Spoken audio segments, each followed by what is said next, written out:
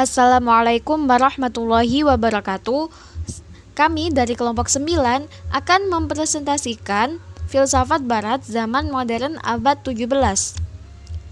Mata kuliah filsafat umum yang beranggotakan Hana Istifada, Rodia Nur Amin, Putri Wilujeng Lestari. Indikator aliran rasionalisme para tokoh dan pemikirannya. Yang pertama, René Descartes. Yang kedua, Baruch Spinoza. Yang ketiga, G.W. Leibniz. Lalu aliran empirisme para tokoh dan pemikirannya. Yang pertama, John Locke. Yang kedua, David Hume. Yang ketiga, Herbert Spencer. 1. Aliran rasionalisme. Rasionalisme adalah paham filsafat yang mengatakan bahwa akal adalah alat terpenting dalam memperoleh pengetahuan dan mengetes pengetahuan. Jika empirisme mengatakan bahwa pengetahuan diperoleh dengan mengalami objek empiris, maka rasionalisme mengajarkan bahwa pengetahuan diperoleh dengan cara berpikir. Rasionalisme ada dua macam, dalam bidang agama dan bidang filsafat. Dalam bidang agama, rasionalisme adalah lawan autoritas. Dalam bidang filsafat, rasionalisme adalah lawan empirisme. Rasionalisme dalam bidang agama biasanya digunakan untuk mengkritik ajaran agama. Rasionalisme dalam bidang filsafat terutama berguna sebagai teori pengetahuan.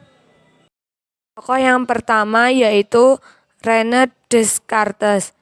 Descartes dianggap sebagai bapak filsafat modern.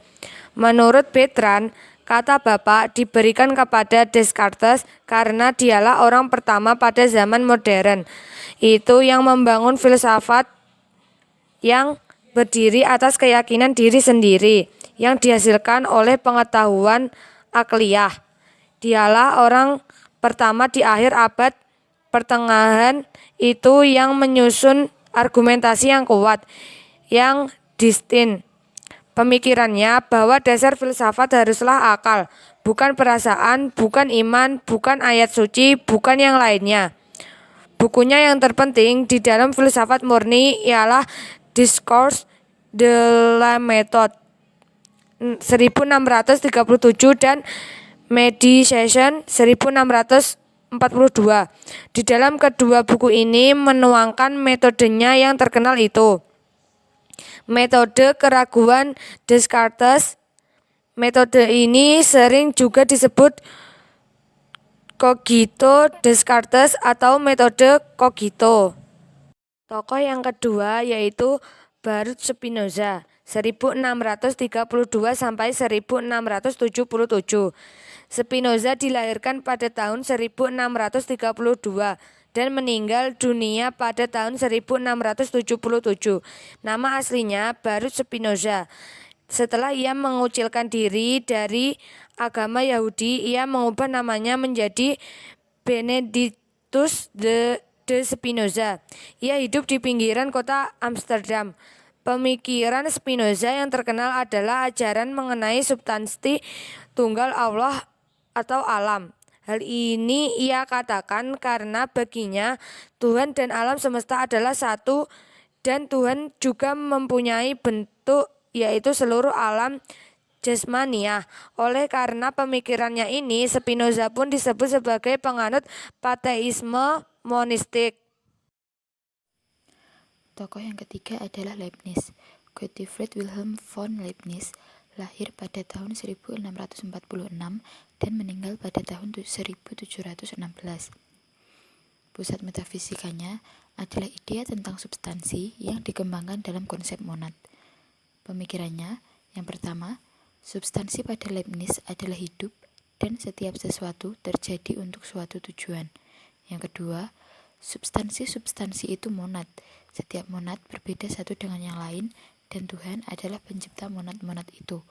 Yang ketiga, semua monad itu haruslah material dan mempunyai ukuran. Monad itu tidak mempunyai bagian-bagian, tidak mempunyai ukuran, dan juga tidak dapat dibagi. Yang keempat, susunan monad adalah material, dapat dicipta, dan dapat dirusak secara alamiah. Yang kelima, ruang dan waktu itu bukanlah substansi. Aliran empirisisme. Istilah empirisisme diambil dari bahasa Yunani empiria yang berarti coba-coba atau pengalaman.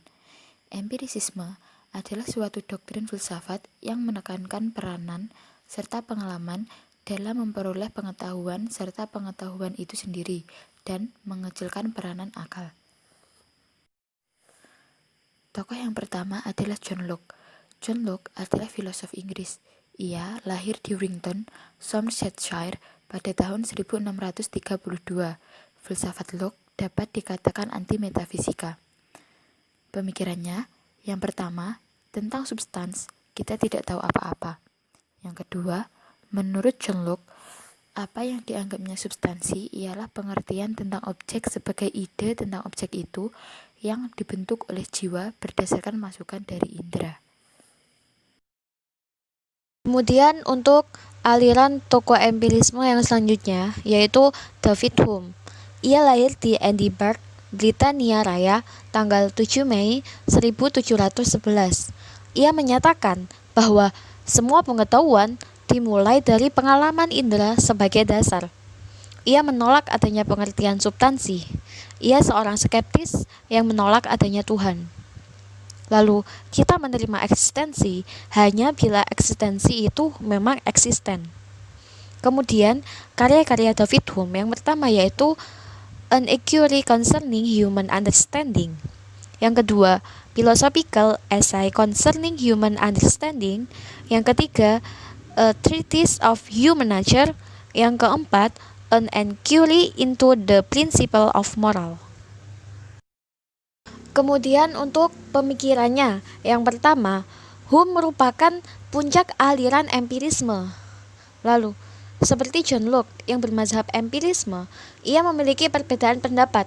Menurutnya, pemahaman manusia dipengaruhi sejumlah kepastian dasar tertentu mengenai dunia eksternal, mengenai masa depan, mengenai sebab, dan bahwa kepastian-kepastian ini merupakan bagian naluri alamiah manusia yang tidak dihasilkan ataupun bisa dicegah oleh akal budi atau proses pemikiran manusia. Dengan naluri alamiah manusia, manusia bisa mencapai kepastian-kepastian yang memungkinkan pengetahuan manusia. Hume juga menyatakan bahwa semua pengetahuan dimulai dari pengalaman indera sebagai dasar. Kesan atau yang disebut impression bagi Hume sama dengan penginderaan atau sensasional pada Locke adalah basis pengetahuan.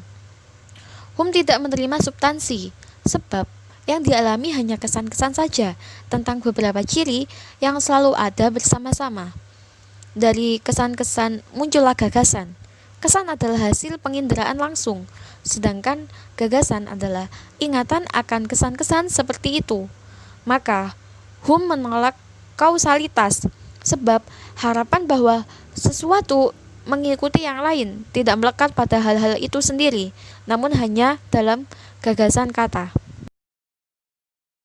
Hume juga menolak membagi persepsi menjadi dua, persepsi sederhana atau simple, yaitu persepsi yang tidak bisa dibagi, seperti kita melihat merah, bulat, dan persepsi ruwet atau kompleks, seperti ide apel yang memerlukan ide yang susunan dan asosiasinya kompleks, karena untuk mengetahui kebenaran sebuah pengetahuan, maka harus diuraikan ide yang kompleks menjadi ide-ide sederhana, dan kemudian menemukan kesan yang merupakan basis ide tersebut. Yang selanjutnya, metode Hume tidak bisa digunakan untuk persoalan metafisika seperti Tuhan, karena tidak bisa mempunyai basis seperti Tuhan. Di dalam etikanya, Hume membuang segala bentuk kausalitas, sebab akal hanya dapat menunjuk kepadanya hanya kesesuaian antara suatu perbuatan tertentu dengan de facto. Dan pada hakikatnya pemikiran Hume bersifat analisis, kritis, dan skeptis. Tokoh yang selanjutnya yaitu Herbert Spencer. Ia lahir di Derby, Inggris 27 April tahun 1820. Ia sering disamakan dengan Comte terhadap perkembangan teori sosiologi. Kekhasan Spencer sebagai seorang Darwinis sosial menganut pandangan evolusi bahwa masyarakat tumbuh secara progresif menuju keadaan yang lebih baik. Ia juga menerima pandangan Darwinian bahwa seleksi alamiah, survival of the fittest, juga terjadi dalam kehidupan sosial. Yang selanjutnya yaitu karya-karya Spencer. Yang pertama, Social Static. Yang kedua, Principle of Physiology. Yang ketiga, Principle of Biology. Yang keempat, First Principle. Yang kelima, The Study of Sociology. Yang keenam, Descriptive Sociology, The Principle of Sociology. Yang terakhir, Principle of Ethics. Kemudian pemikirannya, yaitu konsep evolusi itu dijelaskan sebagai berikut: pertumbuhan planet-planet, pembentukan lautan dan pegunungan, metabolisme unsur-unsur oleh tanaman, perkembangan jantung dalam janin, perkembangan otak setelah kelahiran, penyatuan penginderaan dan ingatan menjadi pengetahuan dan pemikiran. Pengetahuan menjadi teoritis sains dan filsafat, perkembangan keluarga menjadi klan dan kota, seterusnya negara dan persatuan negara-negara, selanjutnya federasi dunia. Inilah yang dimaksud dengan integrasi materi. Ada unsur-unsur yang membantu terwujudnya proses itu menuju tujuan sampai terbentuk sesuatu ikatan dan kerjasama untuk hidup. Spencer membicarakan evolusi kehidupan, evolusi pemikiran, evolusi masyarakat, dan evolusi moral. Kehidupan adalah penyelesaian terus-menerus mengenai hubungan antara dalam dan luar diri. Evolusi itu terjadi juga dalam kejiwaan. Itu dilihat pada adanya perkembangan modus-modus respon. Itu dimulai dari respon yang sederhana menuju respon yang kompleks. Dari refleks menuju naluri, melalui ingatan dan imajinasi menuju pemikiran dan jalan logika. Kemudian perkembangan masyarakat juga mengalami evolusi, yaitu dari konsep evolusinya tentang jiwa. Masyarakat adalah suatu organisme memiliki organ untuk makan, sirkulasi, koordinasi, dan reproduksi, mirip sekali dengan seorang manusia. Masyarakat juga tumbuh dari sederhana menuju kompleks. Setelah begitu kompleks, masyarakat berkembang ke arah semakin bergantung satu pada lainnya secara timbal balik. Sebenarnya saling bergantung itu hanya menggambarkan keadaan saling bergantungnya unsur-unsur yang ada di dalam diri manusia individual dengan jelas. Perkembangan masyarakat itu dimulai dari pertumbuhan ukuran dan unit politik, dari keluarga menuju negara dan serikat negara. Pertumbuhan skala ekonomi dari industri domestik yang kecil menuju monopoli dan kartel-kartel atau konglomerat. Pertumbuhan penduduk dari desa menuju kota, dan selanjutnya terjadi suatu integrasi. Moral juga berkembang secara evolusi. Perkembangan moral dimulai dari penyesuaian antara salah tindak dan benar tindak menuju tindakan tertinggi, yaitu kesempurnaan kehidupan.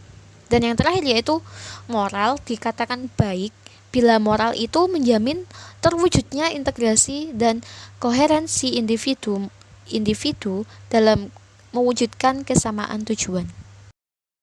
Sekian dari saya, semoga bermanfaat. Wassalamualaikum warahmatullahi wabarakatuh.